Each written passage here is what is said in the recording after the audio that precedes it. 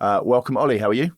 Oh, I'm good. Thanks for having me, Mike. Good. Thanks for being here. So we're going to talk about sustainability today. Lots of questions for you. But before we do, could you please give us an introduction to who the GoodNet are and what you do, please? Sure. So, as you said, I'm Ollie. I'm one of the co-founders of The GoodNet. We started just under 3 years ago. We're an ESG data business. So we're in the business of helping advertisers use ESG as a performance driver in their campaigns. ESG, for those that don't know. Environmental social governance, otherwise known as sustainability, and we help them through either licensing them data, activating campaigns for them, or curating sustainable media supply for them. Okay. So John Walsh actually on LinkedIn very recently, well, I suppose it depends how long it takes me to get this one out, but very recently to this recording at least, put a poll out just to ask people, is sustainability still a thing? And I don't know, I don't want to put words in his mouth, but I think he was saying since the Trump administration has sustainability taken a back seat. But from my limited day-to-day work with advertisers, because I'm kind of slightly removed from that, and it felt to me that anyway that sustainability was something that everyone would like to tick and say that they were doing, but not necessarily the primary sort of driver of any sort of decision. But there was an Ipsos survey, wasn't there, recently, where 74% of people polled said that they were concerned about climate change, for example, which would seem that that's 3/4 of the population that are concerned about their climate change and the signs of it, like the active signs that they can see around them. But I'm not sure, and I'm hoping you'll have some answers for me, but I'm not sure if advertisers are all in on sustainability or whether it's something that you tick alongside, down the line a little bit once you figured out what your lowest CPM is and your data and all the rest of it. What are your thoughts? Yeah, it's a good question. And maybe a good place to start would be to be clear on what we define as sustainability, because one of the things we see in our industry a lot is people often use the term, and as you quite rightly pulled me up on, acronyms in slightly different ways. So we define ESG, environmental social governance, or sustainability in a simple terms as anything that makes the world greener, healthier, and fairer. So greener means that any type of subject, business, act that leads towards an improved environment. Healthier, any type of act or business that leads towards improving people's mental and physical well-being. And then fairer is the same, but around things like social equality, gender equality, providing quality education for everybody. So that is the breadth of it: greener, healthier, fairer. Now, that's not just a GoodNet definition. That is our summary of the UN Sustainable Development Goals. So anybody who wants to understand sustainability, I always say, number one, you got to start with a really clear definition of it. And number two is if you're looking for one, go to the United Nations. They launched a set of goals in 2015. There's 17 of them around creating a more sustainable world. And it won't surprise you, there's lots of things in there around the health of our oceans and reduction of carbon emissions. But rather surprisingly, there's a load of goals there around improving people's physical and mental well-being, whether that's tackling major disease, improving health right the way throughout the world. And then finally, there's a whole load of stuff around social equality, whether that's improving quality education and accessibility for everybody all over the world. So when we talk about sustainability, we will talk about it in that UN definition, a greener, healthier, fairer world. So that's probably the first thing. In terms of where our industry is on it, you get so much said, particularly since the current administration came in America. I always go to, well, what does the data say? And if you look at some of the most recent data sources around it, what do CMOs think of it? Well, Dentsu produced an annual CMO Navigator report. It comes out once a year, and it's an interview of just under 2,000 CMOs globally for their opinions on a range of things. Sustainability was listed as the joint top transformational challenge for the CMOs, and this is global CMOs. Okay, another point that you would say that supports that is the IAB Europe did a state of readiness survey recently, where sustainability came as second most important to people that work in the digital marketing and media industry across Europe. So there's a consistency in reports that we're seeing that it is a known priority, either being a known opportunity for brands or a known challenge for brands. So if you look at what people are doing about it, there seems to be ubiquitous belief that sustainability isn't a fad, it's not going away, and it's something that brands and CMOs need to get their head around. That's the first part. The second part is, okay, well, what are people actually doing about it? Which is maybe where your question leans to.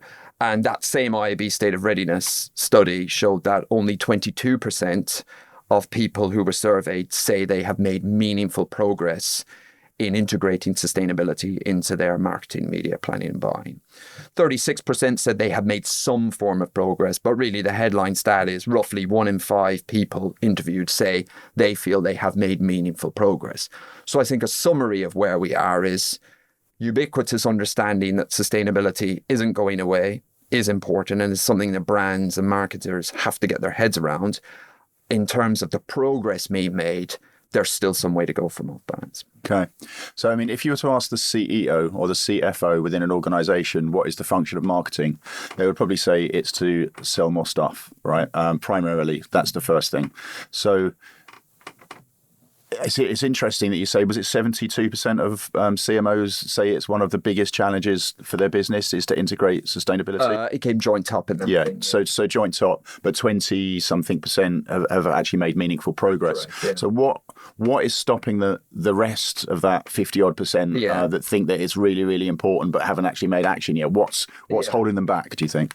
Well, it's an interesting point that you talk about the CEO and the CFO. So you would say the primary function of marketing is sell stuff. The primary function of manufacturing is to produce stuff. The logistics is to transport stuff. But if you look at the improvements and progress that's been made in sustainability anywhere in the world, you will see that if you pick up any sustainability report from any major brand, Coca-Cola, Tesco's, whoever it is, you will get pages and pages upon statistics and initiatives and metrics from all over the organizations that shows how meaningful progress is being made. Take Coca-Cola, 130-page long ESG report where they talk about reduction in carbon emissions, improvements in supply chains, all of those things. If you then search marketing up in the corner or media, you will have, not picking on Coke, but just in general, you get a much smaller amount of contribution that the marketing team is making to that.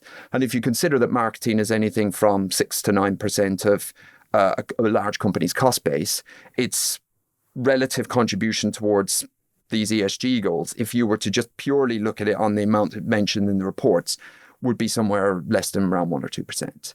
And that shows you there is a gap. And what you're seeing here is these other parts of the organizations are performing their primary function while integrating sustainability into that. Mm-hmm. And I think when you look outside of our industry, BDO, big accounting firm, they launched a report. They do a CFO temperature check on a variety of different things at the turn of the year. They had one on ESG or sustainability, and it was fascinating. I think the exact stats were 77% of CFOs of S&P 500 companies that expected to maintain or increase their investments into ESG. 80% of those CFOs expected themselves to be accountable for them. So you're seeing a CFO being more accountable for ESG and sustainability within an organization. And then I think it was 90% of those doing something said that they were doing it because they expected it to contribute towards an increase in revenue. So what you have outside of marketing is you have a consistent, the data will say, and that's just one report, there's many others, the consistency is that ESG or sustainability is a proven to be a business driver for a business in terms of whether it's mitigation of risk, whether it's better producing things, better manufacturing, all of these things in terms of the way you manage your people, your supply chain. You then come back into our industry. Why is that? Is that because it's more efficient? It could be that it's mitigating risk from your supply chain. It could be that maybe your supply chain is maybe you're using energy from fossil fuels, and that presents a risk to the fact that you're too reliant on fossil fuels and you need to more diversify and go on to green energy. Could be one example. It could be that you're producing your product using too much plastic, and as regulation comes in that tackles the reduction in plastic, you need to think of more environmentally friendly ways in order to reduce your supply chain. There's a variety of different ways. If you go back into our industry and you look through primarily the reasons we view and we get consistently, and I think why sustainability is being held back is because there's a perception in our industry that being more sustainable with your marketing practices compromises performance, either through the price. Even yesterday I was in a large major media agency network and they said, yes, but this is going to increase our price. Or maybe you get agencies that think, well, I really like this particular platform, and if you're going to tell me it's problematic from a sustainability point of view, I want to still continue using it. Or some people just say it's an incremental level of work and reporting I need to do. But broadly, we are seeing that the primary reason as to why people won't implement sustainability is because they believe that it compromises the efficiency or performance of their campaign. I could tell you, we'll probably get into it, that is not the truth. But if the question is what's holding it back, it's the perception it has in our industry. When you look outside of our industry, it doesn't have that perception.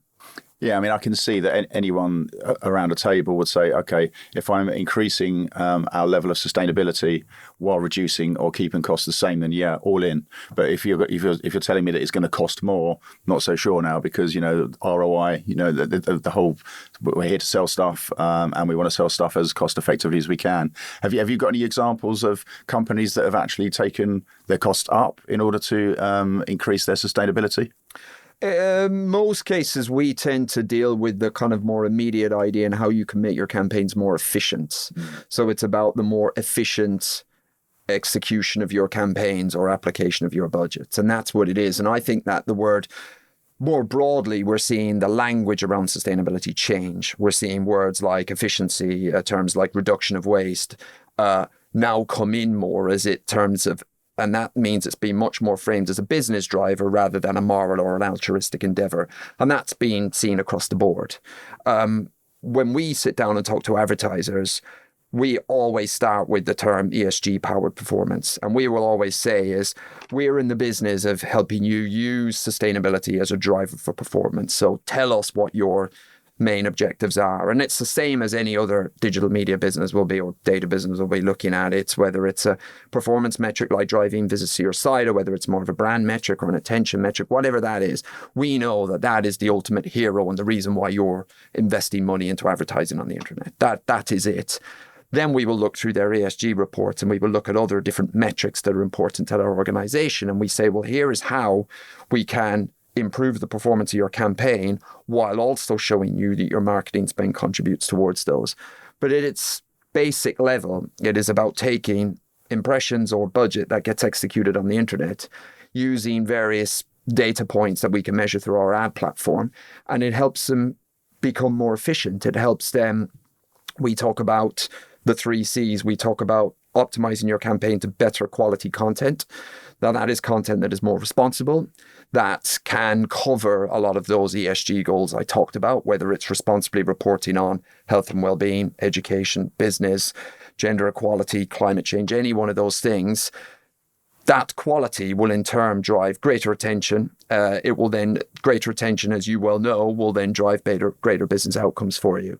The second C is carbon. So how can we strip carbon from your programmatic supply chain? So ultimately, that's about supply path optimization. That is about limiting the amount of hops. That's about limiting the amount of ad tech in the chain. That's reducing latency, getting you better quality, faster serving ads with higher dwell times. You know that improves business outcomes, but it also demonstrably reduces carbon emissions. And then the third C we talk about is corporate, and that's about your investment going towards businesses that operate responsibly as corporate operators. And on one side of the level, that is really big publicly owned companies that will produce a whole load of data around what they're doing around their net zero goals, right down to responsibly ran small, medium enterprises who have ethical data practices, who have accessibility design in their website. All of these drive better quality media. So we're at the intersection of saying, hey, advertiser, we've improved all your performance metrics, and here's a whole lot of other metrics in how we have reduced your carbon emissions, ensure that your money is going towards responsible businesses. So it's always about keeping the performance primary, but then the other ESG metrics that come out of that are important. So a good example would be, we recently won a campaign award with MediaHub, IPG MediaHub, where they ingested our data into an algorithm called the Ethical Optimizer for their clients. And that is all around improving the performance of their campaign while also aligning their spend to these sustainability goals. Just won a campaign award, really compelling evidence to show that one drives the other. Okay. So I'm interested in the process of this. So let's say I was a CMO of an FMCG brand. There'd been some sustainability done in my company. I've just come into the role and I'm really keen to improve our sustainability metrics. You can't really improve something unless you know where you are, right? So do you start with the process of helping the brand understand where they are today? Yeah. Yeah. So we always, when we sit down with CMOs, we say that the answer comes from within your company and the answer comes from your sustainability report. And big public company advertisers or any advertiser of scale will have a public or a private sustainability report. And in that, there will be a whole load of goals that business has already committed publicly to achieving. There will be goals around the reduction of carbon. There will be goals around improvement in your supply chain. So that could be supporting more SMEs, small, medium enterprises in my supply chain. There will be about health and well-being. So whether you want to see how your operation can improve the health and well-being of the customers that use your product and the people within that. And they will go on. And what you see about these reports is 90% of them will use those UN Sustainable Development Goals as the universal language of that is widely used in sustainability. So what you will already have is a set of goals that your company has looked to achieve, and then a set of metrics within that. And then you will see lots of different other departments' contribution to that. So what I would first do is to say to a CMO, okay, here are all of your goals and here are what you're doing. And here is currently marketing's contribution towards them. And in most cases, that is relatively little. So we will sit down to them and say, okay, well, here is how we can start to measure those through your media investment. So if you keep that simple, you're buying 100 million ad impressions on the various different digital platforms this quarter. We would say, okay, well, what metrics can we put in place that will tie into your bigger goals? Well, carbon is the obvious one, measuring the carbon emissions of the ads you put out there, and we can now tie that back into your bigger goal. If it's, let's say, health and well-being, we could say, well, we can now start to measure of the publishers you're delivering on or the YouTube channels you're delivering on, which ones of them do produce responsible content around health and well-being that is verified by third party as one, about that subject, and two, responsibly produced. So we could now start to attribute a percentage of your ad spend that is funding quality journalism around health and well-being. We then might say, well, you want to get more small, medium enterprises in your supply chain. Well, we can see that if you've delivered on 2,000 publishers or YouTube channels across the internet, we can tell you how many of them are officially small, medium enterprises. So to your point is absolutely right. It's about establishing a baseline. So without any optimization, you're putting a campaign. Often we use a historical report based on the historical report you've done. And there's always this nervousness around it, because there's this nervousness around sustainability that if you do try and establish where you are, you're going to get sort of told off, or people are going to say, well, hang on a second, this is terrible. Generally as a business, we are all about heroing progress rather than pointing the finger at bad actors, because enough of that goes on in the world. And we think that sustainability has to be a thing where people chase progress over perfection. So we will always sit down with them and we will give them a reading across all of those metrics, customized to their goals. We will give them where they are relative to a benchmark. And then we will also give them a recommendation on what can be done to meaningfully improve those, and how, based on our millions of impressions of data we have in our bank, what that might do to their performance as well. So we can say, if you look to reduce your carbon emissions by X, we would recommend you do the following to do that. And in order to do that, we see an average of an increase in attention of 18% based on these previous businesses that we have worked with. And that data bank is full of big household name brands like Indeed.com, American Express, NatWest, Microsoft, big household names that we have in our data bank that fuels our norms. But it's all about starting with the baseline, with metrics that pull into what they're already doing. This isn't about marketing reinventing their own set of goals. This is about them feeding in what goes on in their organization anyway. And then it's about establishing gettable, achievable progress over a short period of time. So maybe in your next campaign, seek to improve that by 5%. And then the compound effect from there on. This isn't about saying, well, that's absolutely ridiculous, then you should not be using X, Y, and Z. And then the other final thing I would say is, we're not in the business of blocking specific media or partners that are problematic. And sometimes people think that, is we sort of look at your activity in the round, going back to that idea, if you're putting 100 million impressions out onto the internet to chase a particular campaign KPI, there might be channels or publishers in that mix that might be higher carbon emitting, or they might not naturally align to your sustainable development goals. Our advice isn't not to stop using those. Our advice is to improve your plan while you look at balancing your performance as well as your ESG. It's not quite as simple as saying, well, that publisher isn't very sustainable, so get rid of that. It's more about helping them optimize their plan in the round. Okay. Have we got to the stage yet where media owners, publishers are being selected for preferred supplier lists in an agency or in a client environment based on sustainability metrics? Are there publishers being kind of vetoed or added because of how sustainable they are? In terms of as a preferred supplier list, we don't really see that. We license data to agencies, and we know that some of them use that in more the campaign activation. It's not more about saying we will or won't do business with these people. It's more about saying we have a specific campaign chasing an outcome for a client. I hear anecdotally that a lot of the major media owners, we have to do it ourselves. We're on preferred supplier lists, have to provide a increasingly set of data and accreditation around where you are on sustainability to remain or as part of the selection criteria to be on a preferred supplier list. And it's one of the important data points in a whole load of other things. We're in the business of saying it's all well and good having your checks and balances there with who you will or allow on your preferred supplier list. But ultimately, the gains are when you activate campaigns out there, how you can use this data or even our activation services to get a better outcome on a campaign by campaign basis. So that might in turn indirectly move money towards particular channels because you're chasing the performance and sustainability KPI. But what it's not doing is saying, well, don't work for these people. I've not seen that yet at an agency level. I know there are a few. Think it will happen, or?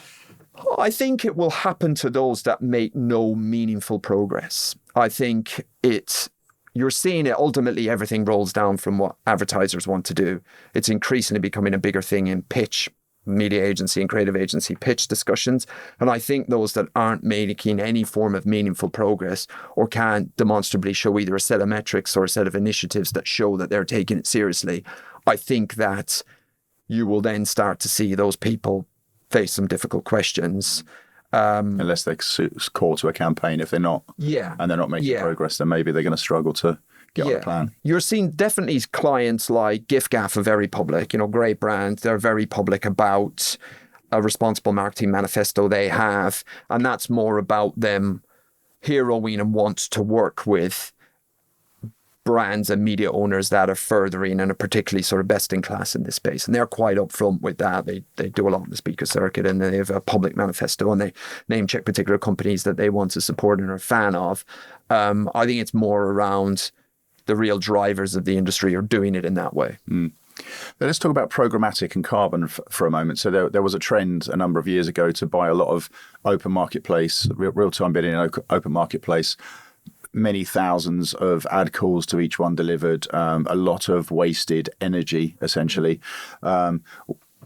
It feels to me that I've got the grey hairs to prove it. I was in digital advertising before programmatic started, and everything was a lot more, although there was a lot of heavy lifting, agencies had to go publisher to publisher to publisher to do deals, there was a lot less kind of wasted energy, if you like, from a computational point of view.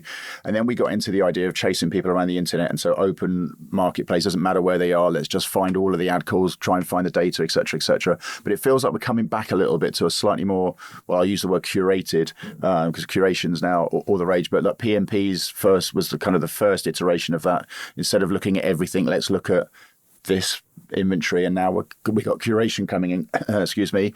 Do you think that is having a very positive effect on sustainability? Just the fact that there's less ad calls in the ecosystem. Definitely, and is that one of the easiest levers that brands can pull to start with? Definitely, and I think that there's a side point that any brand on the start of the journey, almost the start of the journey is the easy bit, because actually there's a whole lot of quick wins that you can do, and the programmatic supply chain is one of them.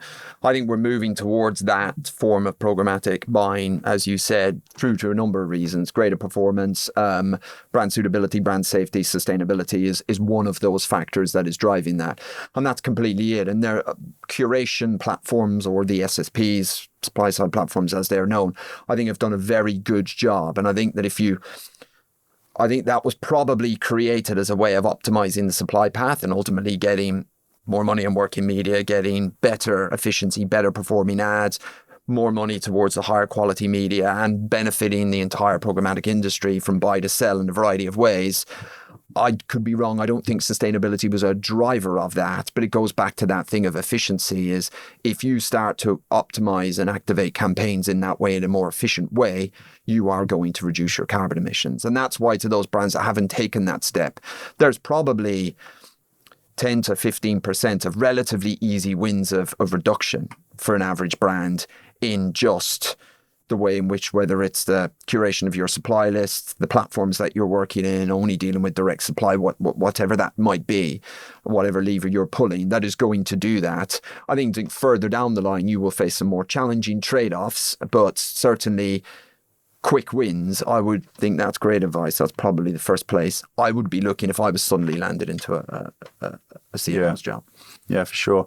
So I'm interested in how you work with brands. So it sounds like from the conversation we've had so far that you have a whole bunch of data from big brands, and then your consultants that lay out a plan and a pathway that brands can take. Do you actually execute that plan as well, or you just go, here's the plan, this is what you should do, and then... Yeah, you're right. I mean, the consultancy is largely a means to an end for us. We are in the business of licensing data or activating media. That's how we make our money. The consultancy part comes because of the nascency of the space that we're in, that we've already talked about. Is a lot of times we sit down with marketing teams. They're often in that 4 out of the 5 who haven't made the meaningful progress yet. So a lot of what we end up doing is consulting with them about how sustainability can be embedded into their marketing. Ultimately, our business model is based on 2 things. Number one, we license data, and that's where, you're right, GoodIQ is our data platform. It measures media against a variety of different sustainability metrics. I talked about those 3 C's. It's content, it's carbon consumption, and then it's corporate behavior. And we're essentially licensing that to brands and agencies, and they can either use it for measurement purposes. The more advanced users of that will integrate that data set into their custom bidding algorithms like Lumen, because we often get told, this is exactly the way we do it with Lumen. And they will license that in, like that IPG Media Hub example I talked about. They will license that in, they will use that in their bidding algorithms, and they will use that as additional data points to optimizing campaigns, and then they will measure the outcomes back to that.